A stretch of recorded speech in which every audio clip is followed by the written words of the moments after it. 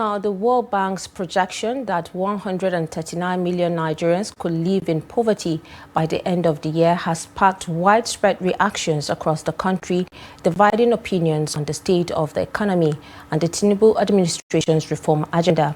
Many say the reports reflect public frustration with the economic reforms that, while ambitious, have yet to ease a daily hardship. The report. President Tinubu's policies, including a 20 trillion naira infrastructure fund, food security drive, student loans, and power sector decentralization, were designed to stabilize the economy.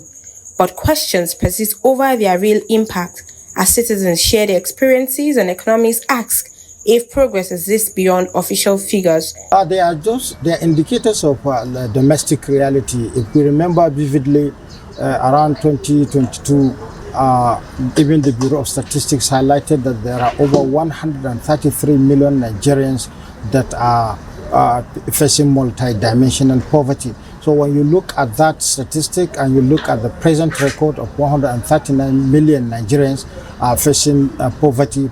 Me, I wouldn't say anything about the reform. All I know is that if there is any positive impact the reforms are making, I think it should be reflecting in the lives of the citizens of the country. You understand? I think people have been suffering since the institution of this government. I believe even that data is not even accurate. Number of persons suffering in Nigeria is more than 39 million.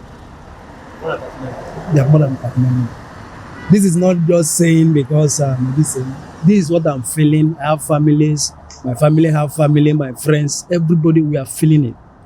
Currently, you are earning 100,000 in Nigeria, you are in poverty. Whether you are married, you are single, you are in poverty. President Bola Tinubu, I know him. He's a real technocrat. But what happened now is that the people who are working for him, they need to put a technocrat there as well, who will go to the downtrodden. That the people that they really benefit from the reforms. It's not just going to be on the rhetorics. In Maiduguri, residents offered mixed views on the report. Some argue that poverty levels are even higher than the World Bank's estimate, blaming hunger and insecurity for crippling farming and local trade. Others credited government efforts like cash transfers and education loans for providing some relief. 137 million people in Nigeria in poverty. There are more than this. Let's talk of Borno, Yobe, Bauchi, Adama, and Taraba. You will get over 80 million people who are handicapped, who cannot even buy food. More especially in my city, in fact, the government is even paying gratuity, pensioners, and what have you. So, since the result of this present administration has never even failed in a day for not paying a worker's salary, workers' entitlement, and what have you. Almost of them are suffering. We are in real poverty. People are suffering and dying without food. They are not well fed because people are bankrupt. They don't have money.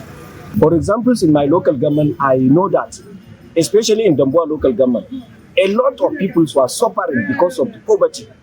They cannot be able to cultivate wilds in their farms lands. So that's why poverty is committed in that area. Calling for the presidency to look into the matter of the youth and also with the World Bank.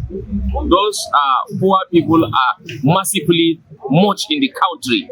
Across the country, Nigerians are urging the federal government to adopt practical, people-focused measures to ease hardship. Many say the benefits of current policies remain invisible at the grassroots, despite repeated assurance of recovery. The phone result is growing day by day, but unfortunately the common man on the street is not getting the impact. Looking at the economic policies figures, it looks just good that the Nigerian economy is improving. We are regaining ourselves back. Our reserves are doing fine. Investors are getting more hope to come into the country and put their money in. But the common man on the street has not felt any of this impact. But now the government is telling us that economic policies has actually contributed to making our lives better. But the truth of the matter is that you will know if the economy is better from the lives of the people. And I'll tell you that people are still struggling. So I can tell that life at the ordinary level, at the base, is still very expensive for Nigerians. Food prices are crashing at the expense of food. The federal government is crashing down food prices at the expense of food.